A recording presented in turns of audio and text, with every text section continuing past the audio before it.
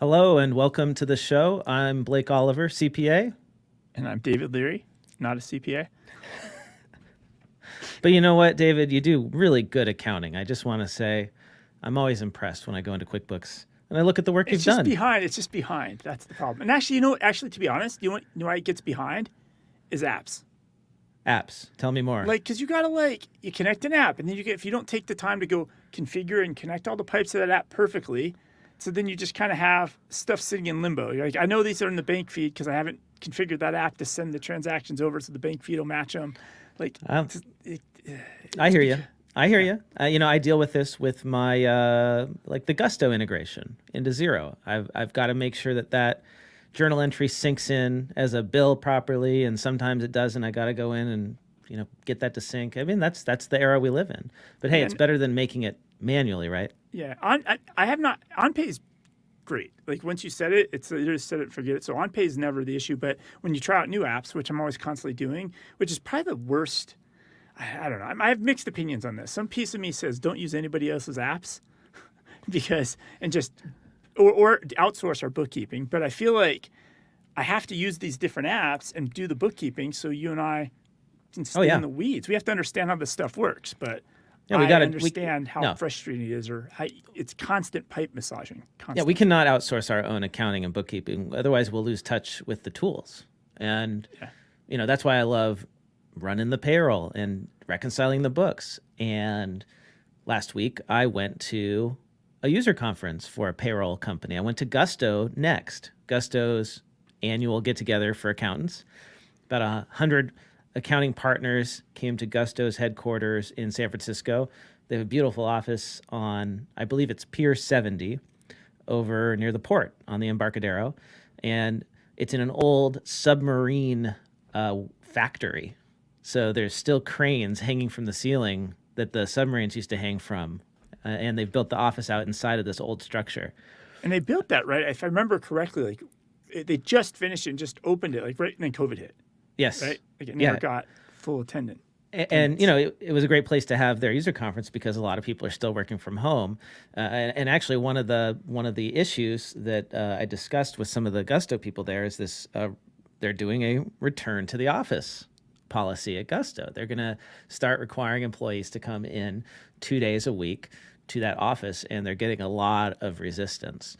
And that is something that every business that's trying to do a return to office is seeing. Firms are seeing that. A lot of people have moved away from the city, don't want to commute an hour or more to get there. It's not the easiest place to get to, right? You got to go across bridges.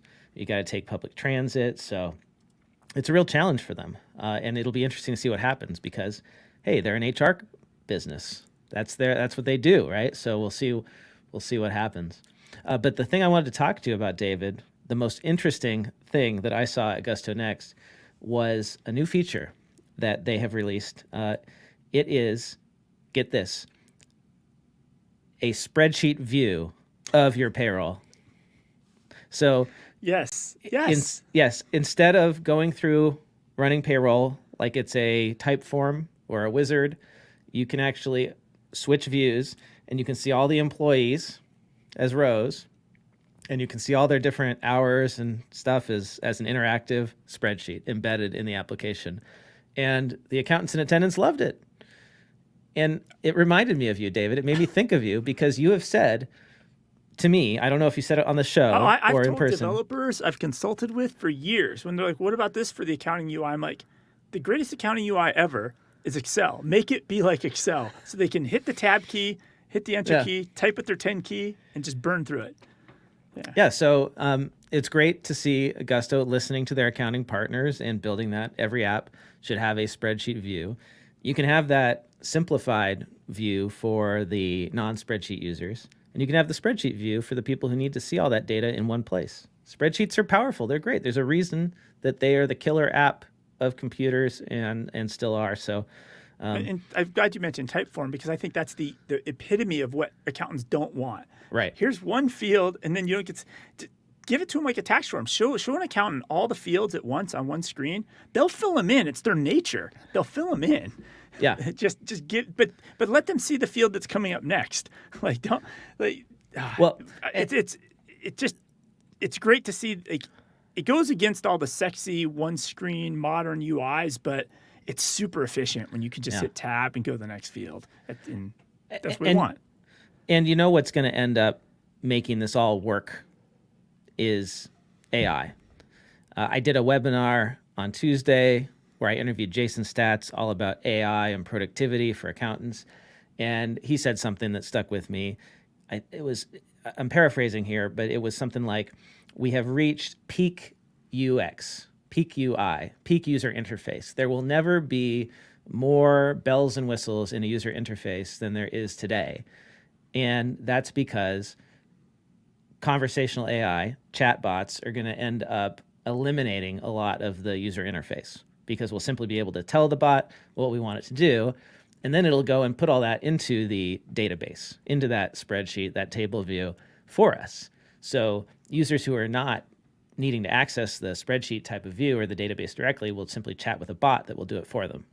And that's going to solve a lot of problems. Well, yesterday I was lazy. You and I had to import in. We were at a conference and we got a list of names and email addresses, but our CRM needs first name and last name in separate fields. And I know there's a formula in Excel we could have done to separate the first name and last name, but it was easier just to give it to ChatGPT and say, give it back. So when that actually is in Excel, you're right, it eliminates a bunch of UI. I just tell Excel, make this 2 columns, first name, last name. And we have a comment from a viewer on our YouTube live stream. Adam says, is there a reason why you guys simp for ChatGPT so much? There it is. Yes. I'll tell you, Adam, the reason I simp for ChatGPT is that I believe it is a truly transformative technology. I have been following AI in this profession for 10 years or more, and it's been total bullshit up until now. Most of it has been utter marketing bullshit. And I can say that with authority as somebody who spent 4 years working in marketing for different software companies. It's total bullshit. ChatGPT, generative AI, is the real deal. And I did another experiment this week to validate that. On Wednesday, I gave a presentation to the San Antonio chapter of the Institute of Management Accountants, all about AI and accounting and how I believe AI will save accounting. And in preparation for that presentation, I thought, I wonder if anyone has tested ChatGPT on the CMA exam, the Certified Management Accountant exam. I wanted to impress my IMA members who, if you're a certified management accountant, you've passed that exam. And so I found a bunch of sample questions, and I put 5 of those sample questions, the first 5 I found on the IMA website, into ChatGPT. It's multiple choice. It got 5 out of 5. 5 out of 5. And I'm running some more experiments with more questions. It's nailing them. And not only is it getting the answer right, but it's providing a detailed explanation of how it got to the answer, along with calculations. It's incredible. And so this technology is going to change our lives very rapidly. It's going to end up doing the job or performing certain functions that are currently being done by humans. And you're going to interact with a bot that will very much seem like an accounts payable specialist or a payroll specialist or any of these other kind of lower level jobs that require us to process data and manipulate data in systems. That is going to come within 5 to 10 years. It's going to completely change how we work. We're going to be working, our colleagues will be bots, many of them. And we're not full-blown simps for it. I am equally as frustrated with ChatGPT as I am, and I think I'm more frustrated with it than I am happy with it, because I see the potential, and it's just not. It's so close. It's like so right close there at the edge. And the way do you own a 3D printer, Blake? So my son goes to a coding academy, and one of the rewards they can earn, they earn points for completing, coding assignments. If you get a lot of points, you can do a 3D printer thing. And so they have 3D printers in the dojo. Yeah. And you can, so I've seen them in action. Okay. So I have a 3D printer. If my kid wanted a 3D printer, you got a 3D printer, and of course, like most things, what do you wind make up in with the garage, and they're not used anymore. But I installed air conditioning to my recording studio. So as you can see, it's a nice 76 degrees in here. It's not. You're not sweating, David. I'm not impressed. Sweating. So, but I had to connect basically 2 pieces of the fan to a vent through my wall. Uh-huh. And I was trying to figure out what these different ways to do it. There was two different sizes. Like, you know what? I bet you I could 3D print this. And yes, I did 3D print it after 300 messed up prints. Yeah. Do you know what I'm saying? Like, Yeah. the potential's there. And it's like, this is so great. I was able to print it eventually by myself. But it took like 300 messed up prints. Like the temperature was too hot, too low. The string went off. The filament got jammed in the thing. Like there's so many points of failure. And I think it's kind of that same thing. Like it's right there. But at the same time, I'm like, this is too much work. This is so annoying. Because I actually have to print a second one now. And I haven't started it because I just know like how much of a nightmare it is to get it to actually print successfully. Well, these things take time. I mean, we got to remember ChatGPT, generative AI, it's less than a year out in the world. And it can take years for... Look, I printed this. Our live stream viewers can see that David has printed some sort of funnel-looking thing that I guess that's an air It's pretty duct. big. I put my whole arm through it. It's pretty big. I'm impressed. So it took you several tries to get that right. No, I'm How not much gonna was the talk about it. printer, by the way? I think you can get them on Amazon. It's just like ChatGPT, $20 a month. You can get a printer for like $100, $112, $129. It's nothing. Amazing.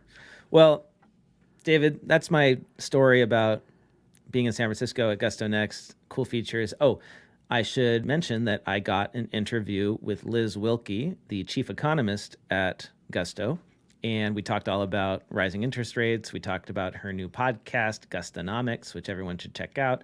I'm going to put that in the feed as a bonus episode, so do check that out and give it a listen when it's available. It's really good. Liz is brilliant, and Gusto is doing some really cool stuff with their research. Can I share a photo fast? Yeah, do it. I don't think there's not really news here, but I think it's a cool. So do you remember this photo from like a year ago of the cafeteria in Austin, the IRS cafeteria?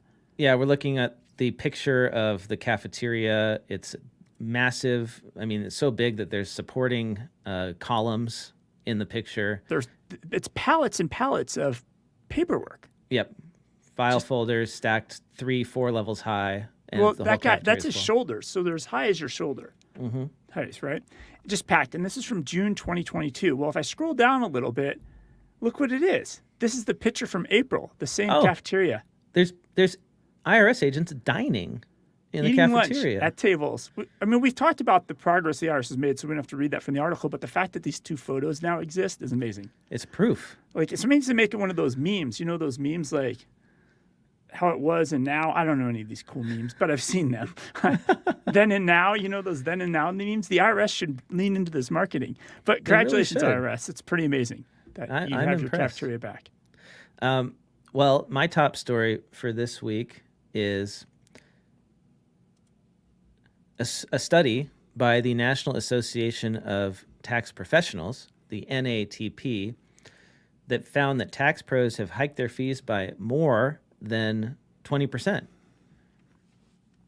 The 2023 fee study found that the average cost for a new client in 2023 was $218 versus $174 in 2001, an increase of just about 23%, said Tom O'Sabin, Director of Tax Content and Government Relations at NATP. So, David, you've got your mouth open. No, because I'm glad you brought this because I think I saw this on Twitter, on tax Twitter. And then trying to get stuff into our workflow now with Twitter and their APIs is like so bad. So I never actually, I go in today and my article about this wasn't here. So I'm glad you brought this. But don't they break it down like each return per state of how much they charge? So I'm just looking at the summary of the study in Accounting Today. I have requested a media copy of the full study so that we can dig into this more next week. Okay, great. Yeah. But the thing that kind of shocked me when I read this is just how low that average fee seems to me. $218 for a tax return. Now, I'm assuming this is an average of all tax returns, so there's a huge weighting towards individuals. And we know that individual returns are less than business returns. But like, even if this is just for individual returns, it's like not a lot of money. It costs, how much does it cost to file your taxes with TurboTax? Well, we paid $1,500, but Well, I'm that- seeing we could have got it done for maybe $600. Blake, I saw on the Twitter. That's why I'm upset. Well, so actually, it's funny. I just saw a coupon code come through from Intuit for that full service business thing we bought at full price. I think it was $500 off. They discount it. So I want everyone who heard that episode to know that $1,500 is the list price. Intuit has been discounting it to as much as $750 for a business return. But even then, right, this is way lower than that. Yeah. And I know that there's a chronic problem in our profession of tax professionals undercharging for their work. And I'm just curious, like on the individual side, you know, are we undercharging? I mean, it seems like it's very low, and we could be doing a lot better. So anyway, I want to dig into this. Right. Obviously depends on where you are, what kind of clientele you serve. If you're in a small town and you're serving, you know, middle class, Main Street average Americans, you're not going to be able to charge a lot of money for returns, right? The people who are making, you know, under six figures, right? It's just not possible. And I would love to see a breakdown. So I've asked to see that report. There are some other insights from the overview that I wanted to share. Unbilling, or never getting paid for your work. 6% of work goes unbilled. So usually it's tax strategies and IRS/state correspondence. It's work that tax pros do, and then they never bill for it. Those are the two top areas. Almost 2/3 of practitioners' gross revenue is earned during tax season, with another 12% coming during the extended tax season. So during tax season, right, that time, 2/3 of revenue is earned during that time. That to me indicates that there's an opportunity to spread this out over the year. Put your clients on subscriptions, get them paying you every quarter, or at least twice a year, spread the income out so you don't have this feast and famine type thing going on. And then here's a chart and then, on then the screen. spread the work out, right? That's Yeah, like, exactly. Hey, we just file an extension for everybody automatically, and you just start pumping out the returns. Yeah. And then, you know, I know clients push back on that. They want to get their return done. But I've also heard from tax pros who successfully have made this the default in their firm, where you want to work with me, I'm going to extend everyone, and then we're going to get you done before the extended deadline. Here's a chart on the screen. The headline is before, during, or after when clients pay to have their taxes prepared. When do clients pay? In an ideal world, every client should pay before you file the return, but that does not happen. Only 4% of clients paid beforehand or on retainer, just 4%. 59%, so you know, more than half, paid on completion but before filing. Okay, that's second best, right? You finish the return, but before you file, that client has got to pay. And that's how TurboTax does it. They will not file your return until you pay. And we got that message from our preparer, right? Now, 37% of clients are still paying after the filing's done. So that means the tax pro is filing the return and sending a bill to the client and hoping that they pay. That makes no sense to me from a business perspective. Why would anyone run a business that way?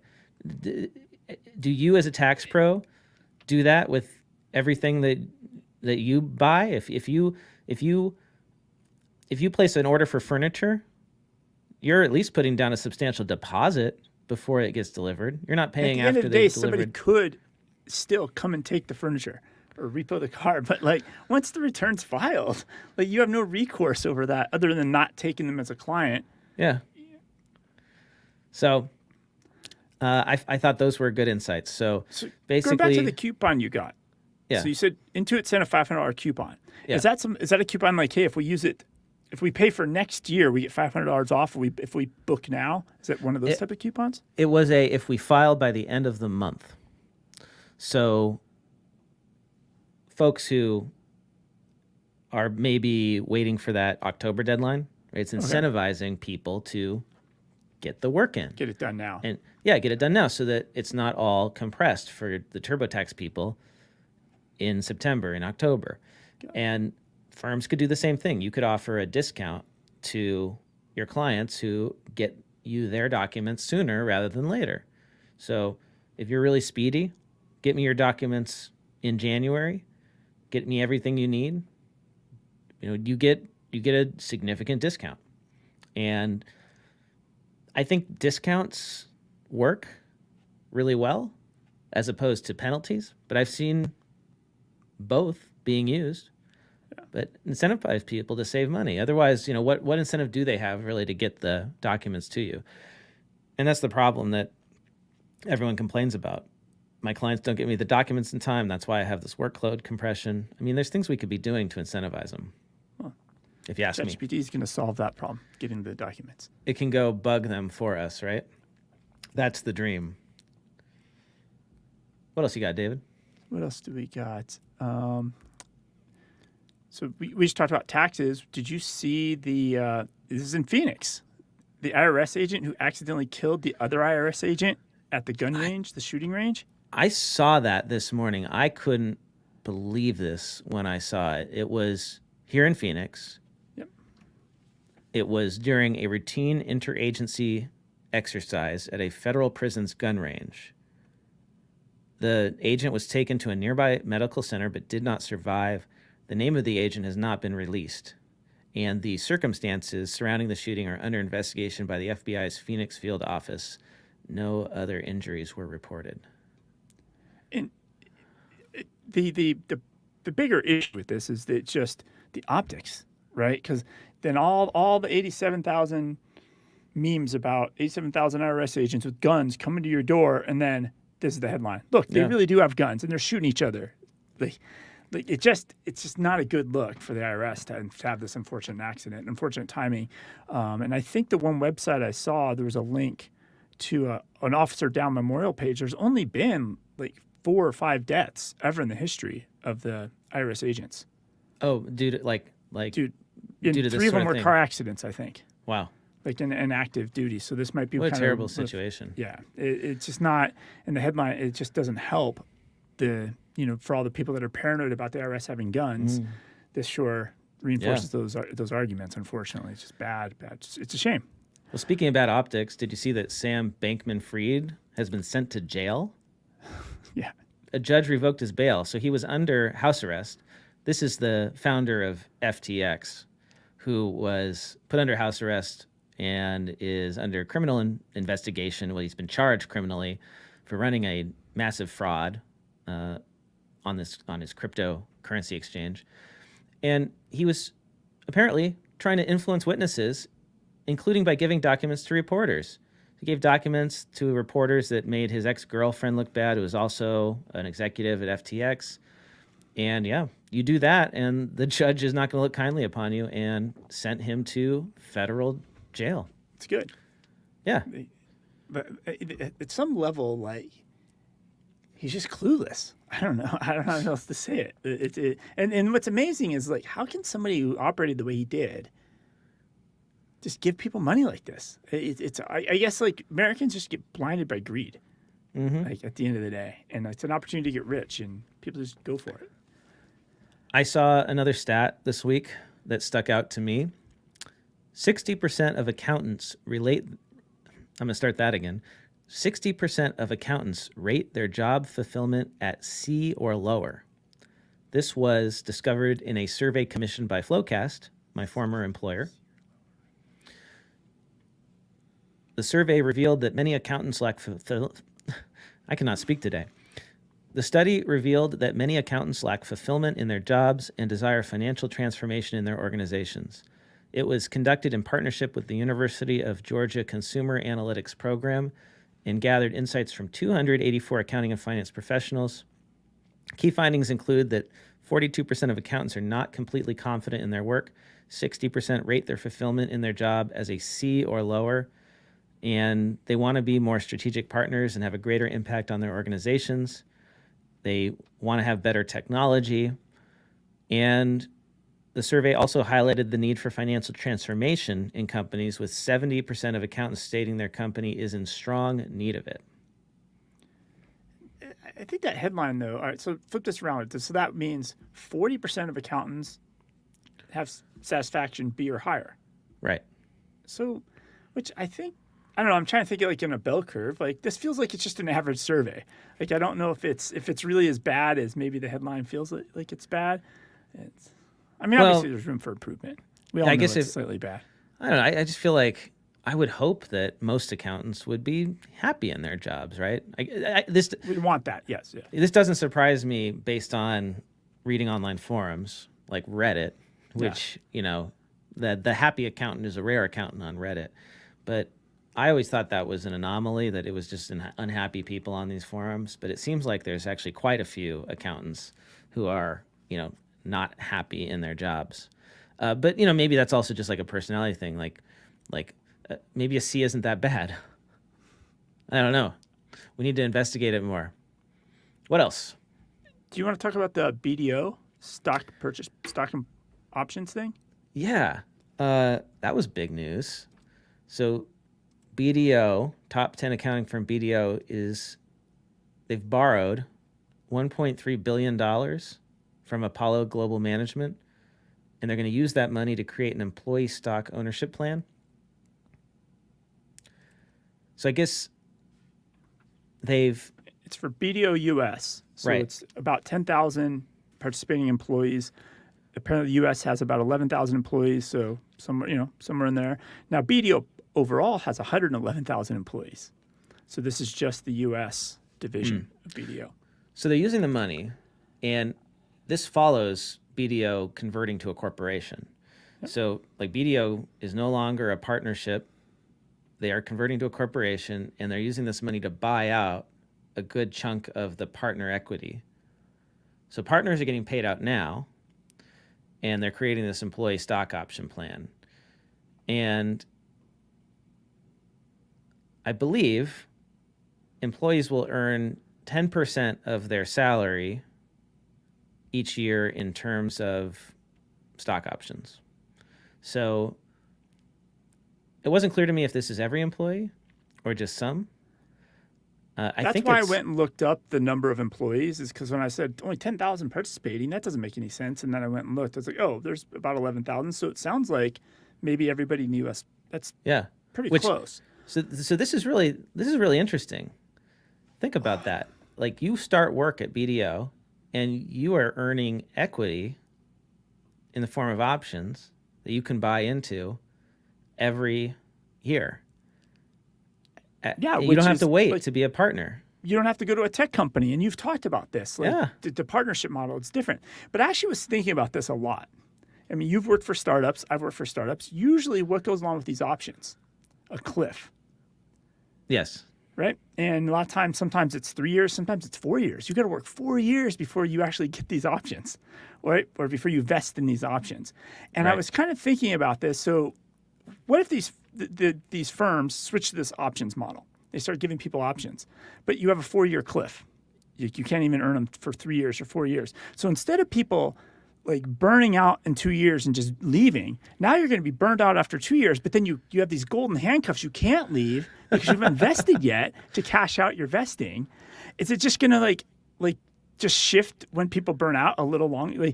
Like people are going to hang around a little longer, but then if they're still burnt out, like it's almost worse. It could turn out to be an unintended consequence. It could turn out worse. But it could be abused. I think that's fair. I would hope that they wouldn't have a cliff that long. My cliff in the tech companies I worked for was a year.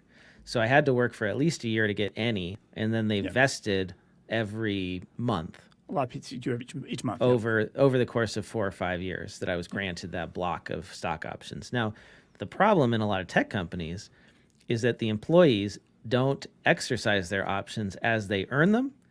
And so they end up after 4 or 5 years with a large amount of options that becomes kind of pricey to purchase, even at the reduced price that you were given. Accountants won't make this mistake. They understand tax law and these types of things, correct? So that's what happened in my first job, is I didn't exercise until I left, and then I had to put a lot of cash on the table to buy my options, to buy my stock. And in the next job I had, I exercised every month. When I got the notification that I'd vested, I would immediately go in, exercise, and pay the money.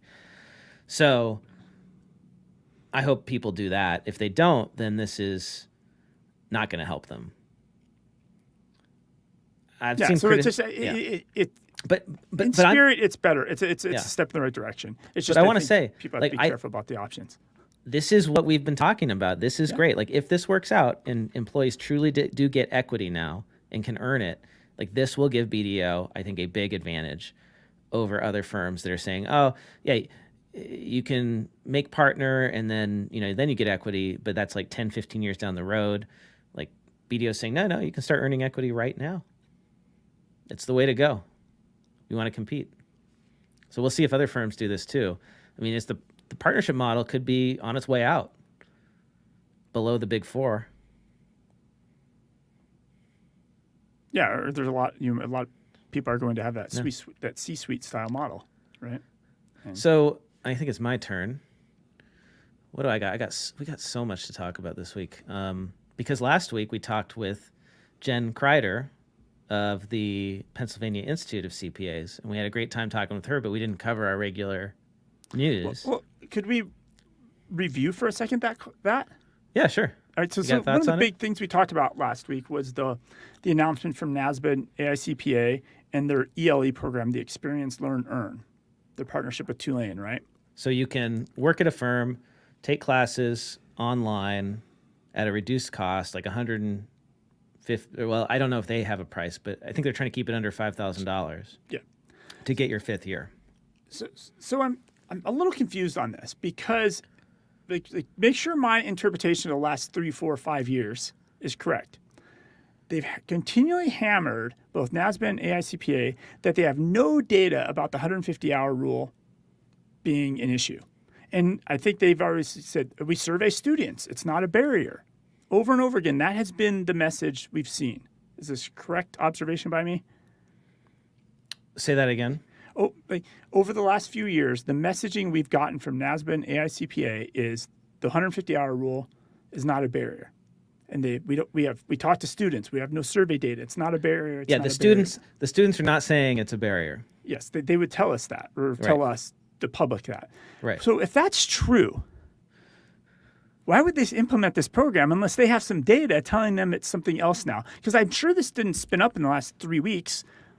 This probably took 2 years of planning to roll out. Yeah. Well, we all know it's a barrier. The data is very clear that it's a barrier. Illinois did the study. There was another study that was done. Just ask people. Was the extra 30 hours a barrier to becoming a CPA? Yes. I think what the ASCPA is arguing is that, they would do it anyway, right? Like if you take away the extra 30, it's not going to change the pipeline, is what they're saying. I think it would make a big difference. But, that's a hypothetical, right? You can't test that necessarily. All right, so maybe they have data. Maybe they have the data. But to me, this is like a half measure, right? We know that the 30 hours does not add value. We know it doesn't make better CPAs. All the evidence says this. All the studies say this. So why go halfway and create this like reduced cost, learn while you earn program, which, by the way, is going to just make it harder to be a first-year associate because now, on top of working the hours you got to work in your first year, you got to take classes. Like to me, this actually compounds the work-life balance problem. It's going to make work-life balance harder for these kids right out of school. It would be easier to go get the master's and then go work, right, from a work-life balance perspective. And it looks like Witham worked with Seton Hall University, and they're doing something similar. Yeah. With this now as well. So a lot of firms are trying this out, this apprenticeship program. To me, we need massive change. We need to make immediate, significant changes now to create a pathway that doesn't require 5 years of education. If we aren't willing to do that, we're not going to make a dent in the problem. Because the problem is we have a gap of tens of thousands of accountants every year. So we can solve some of that with AI, but we also need to solve it with bodies. And this is just, it's a half measure.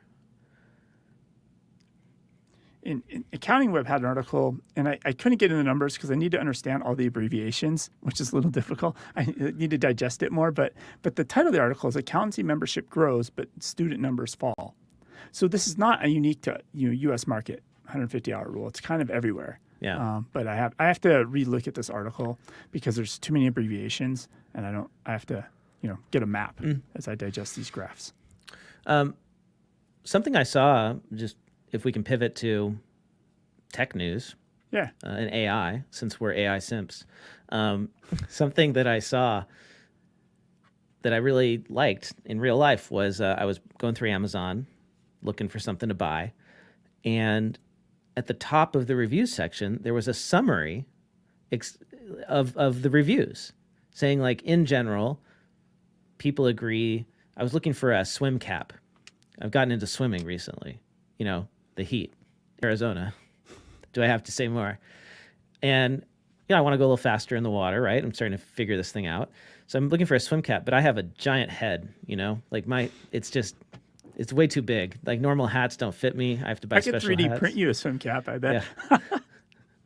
So, I'm looking at the reviews, and it said on this hat that I had ordered previously, I was looking to return it. It said actually that like people like the quality, they like the comfort, but not the size. Like so that indicated to me, if I'd seen this before, this brand new feature before, I would have realized that it was going to be too small. And so anyway, that's AI in action. Is Amazon is now looking through all the hundreds or thousands of reviews for a product and summarizing the feedback for you. So you don't have to go read all the reviews. That's a time saver because basically what I do, I click on the 5 stars and peek at those, then I go down to the 1 stars and I peek at those, and then my brain, I'm probably summarizing, coming up to a conclusion. So this would be a time saver. Now, David, I think you had some news about the new CEO of PayPal. Yes. So let me change screens here a little bit. So so the news is that the big headline, and it was in my news feed 300 times, 500 times. It just was in so many times.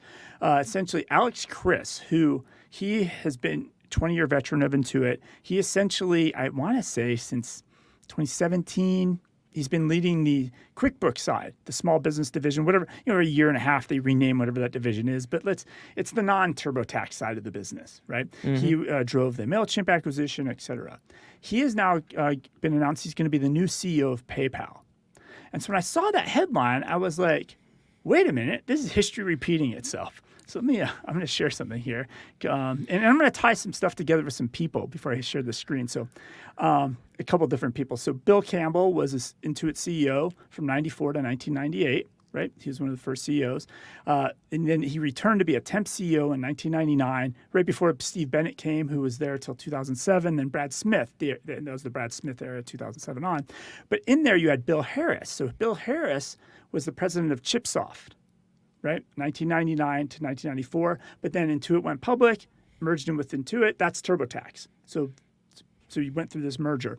Then he became the executive vice president and then eventually CEO between 93 and 99.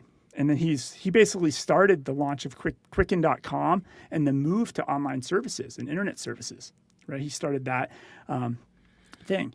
Well, then the other player in this whole story is Elon Musk. The guy who just bought Twitter and changed the name to X.com. Yeah, I think I've heard of him before. So look at this headline. X.com names former Intuit brass its CEO. So this headline literally is from 1999. CNET. So Elon Musk renamed Twitter to X, which is this old startup that he had. Is that what we're talking about? That's what we're talking about. So if we kind of go, so I'm going to go back to like 1999. I was like a lowly tech support employee. And I remember getting invited to one of those like CEO skip level lunches where you get to like eat lunch with the CEO. And I remember distinctly remember sitting in the room with Bill Harris. And he was talking about this XPay thing and that he was getting involved or Intuit was getting involved or something like that, right? So back to this article. Essentially, this article is naming Bill Harris as joining X.com as its CEO. He's going to replace Elon Musk, who's the founder, as the CEO. And then Elon Musk will stay on as chairman and oversee the product development. And so essentially, Bill Harris was the founding CEO of X.com in 1999. Okay, so an Intuit executive was the CEO of X.com. Which became PayPal. which merged with PayPal because guess who had experience merging companies? Bill Harris, who did the merger of TurboTax into Intuit. Right? So X.com launched, this is crazy, December 7th of 1999 with him as a CEO. And within 2 months, X.com attracted 200,000 signups. Wow. Right? And so in my brain, I've always had this tie, to X.com and to Intuit. So over here you have X.com, and then you have this other company called Confinity, which had a product called PayPal that lets you take Palm Pilots. Remember Palm Pilots? Yes. Okay, I and you remember could those. send money through My dad had a Palm Pilot. through the infrared port. That was PayPal. You could send money through the infrared port. So Elon Musk figured out like sending money in email is the way to go. Screw this infrared port stuff. So the crazy thing is both companies were in the same business. They're the same office building together, both these companies. And it was .com 1.0 days. So both companies like, hey, Blake, I'll pay you $20 if you join my app. And then anybody of your friends that join, I'll pay you another $10. So both companies were just bleeding money. So then in March of 2020, so you're thinking December of 1999 to March of 2020, you're going 4 months later, these two companies merged together. And the new company is called X.com. And so Bill Harris did all the work to merge the two companies together. And then Musk, who handpicked Bill Harris to come to X.com, ousted him and takes over the CEO role himself because he's now the biggest shareholder. Well, but then here's the great part. In typical Elon Musk drama, right? In September of 2000, Elon Musk goes to Australia for his honeymoon. The X.com board voted to change the CEO from Elon Musk to Peter Thiel, which everybody knows who Peter Thiel is, part of that, very politically motivated these days. He's the co-founder of Confinity. So in June 2001, X.com was officially renamed to PayPal. And wow. So deep relationships with these two companies. And I always thought, like some part of me thought Intuit could have gobbled up PayPal at one time. Yeah. So Scott Cook, the founder of Intuit, was on the board of PayPal, eBay PayPal from 1998 to 2015. And then when those two companies split. So when they split, so this goes back to Bill Campbell. Bill Campbell, who was the two-time CEO of Intuit, he mentored Steve Jobs. He mentored all the Google guys. Like he just was really involved in Silicon Valley. He was mentoring the former CEO of eBay, who named PayPal's current CEO. And so John Donahue, who was mentored by Bill Campbell, had a say in naming Schulman's replacement this week. So it's like full circle. This whole Intuit train from this headline leads us to Alex Chris being named the VP now. It's all connected. It's all tied. Wow. So that's all the history. Thank you for that history lesson, David. That's fantastic. So I don't know if people know about Alex Chris. So I think we talked about it before. He did all the QuickBooks business side of the business. It looks like they talked to 20 investors, searched for a bunch of different people, and he was the finalist from a pool of 9 candidates. And that's it. And now Mariana Tessel is going to take over the small business self-employed group at Intuit. I think my only 2 cents on this is it makes you wonder what he's going to do there. And my gut is just like other companies that had Intuit executives go to them, e.g. LegalZoom, what did they do? They rolled out accounting and bookkeeping services. Yeah, you think that's what PayPal might do? I don't know. Who's using? I know PayPal's enormous, and they've got Venmo, but like, when was the last time you used PayPal, David? I use it anytime I'm on a site that I know I'm never going to do business with again. And it's not that they're sketchy, but like, I don't know. So if they have a PayPal button, I'll pay with PayPal to put that level of separation of my credit card and my identity. But that's usually when I use PayPal for situations like this. But mostly it's Venmo these days. Yeah, I feel like that's the big area of growth for them. I mean, I never see anyone using PayPal dongles, or PayPal. They've got like a PayPal point of sale. I've never seen that in the wild ever.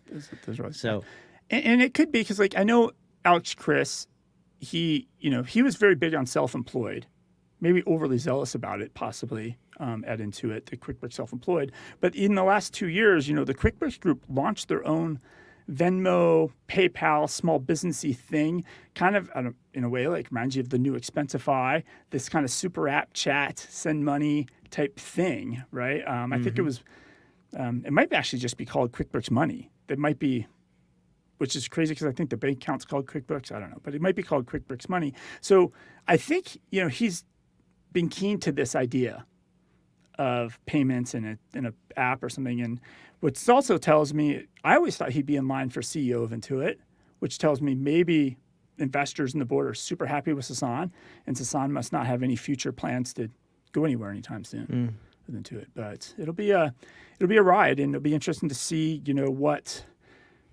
somebody with a QuickBooks small business background and accounting background does with PayPal. It could make PayPal better for all the accountants and bookkeepers and their clients, right? But well, it's kind of crazy. David, thank you for that history lesson. I know. A little bit. No, it's good. It's good to know. The dots. Yeah. I never realized how connected these companies were. So I appreciate that. Thank you. I think that's a great place to leave it. I know you've got to go. It's Friday afternoon as we record this. So let's go enjoy the weekend. It's cooled down a little bit here in Arizona. If our listeners want to get in touch with you, David, where can they do that? You could go to x.com and find me there now. I'm not on all the socials, just at David Leary. And I am at Blake T. Oliver. You can email us. We are the accounting podcast at earmark.me. That's the accounting podcast at earmark.me. Thanks everyone who joined us today in our live stream. Follow us on YouTube. Subscribe on YouTube and you'll get notified when we go live. You can jump in. Yelena is tuning in from Croatia. Great to have you on the stream, Yelena. I wish I was in Croatia right now. That sounds amazing. Thanks, Giles and David and Adam, for commenting. Appreciate having you on. Oh, Giles asked, how do those BDO employees cash out? And that's a good question because they may have BDO stock, but the question is, how are they going to sell it? I mean, I know you can always sell your stock off of exchanges, right? I get it's really hard. But it's not easy. Way harder than you think. Hopefully the firm will have a way to buy back stock from employees. They better create that or it's not really going to work. That's a really good point. Yelena, we will see you at QB Connect. Oh, that's awesome. Follow us online and let us know what you think. The accounting podcast at earmark.me. Send us your listener mail. Send us your voicemails. We love getting messages from our listeners, and it's been a little while, so I want to make sure you know about that. And don't forget, you can earn free CPE for listening to this episode and almost every episode of the accounting podcast at this point. Just download the free Earmark app on the App Store or on the Google Play Store. Sign up, find us in the channels page, and take a quick quiz. It's 5 questions, and you can get your CPE certificate. The CPE is NASBA-approved. We are a NASBA sponsor of CPE at Earmark, and it works for CMAs. The tax content works for enrolled agents. You can even use this if you are in the UK as a chartered accountant. CAs and CPAs in Australia and New Zealand, I understand, and Canada can also use NASBA CPE to fulfill their license requirements. So don't miss out on that. I didn't know that Earmark was international now. We are. We don't advertise it really. We should, but yeah, it works globally. The standards or the rules about continuing education are actually looser elsewhere in the world. So they accept all of our CPE because it's so rigorous. Oh, that's good to know. I don't know for sure. You got to check with your local licensing body if they accept NASBA CPE. Often they do because it is verifiable CPE, meaning that you had to take a quiz. You had to verify that you learned the material. And our quizzes are not the easiest. You really got to listen to our episodes to pass I those can't do quizzes. the ones for our own episodes. Every time I demo Earmark, I never get the quiz right. I don't think I've gotten a certificate successfully yet. CPE certificate. Good thing I don't need them for my job, but I have not passed the quiz yet. But on that note, I'll try to do some in the car while I drive. Safe travels, and we'll see you all here next week. Bye, everybody.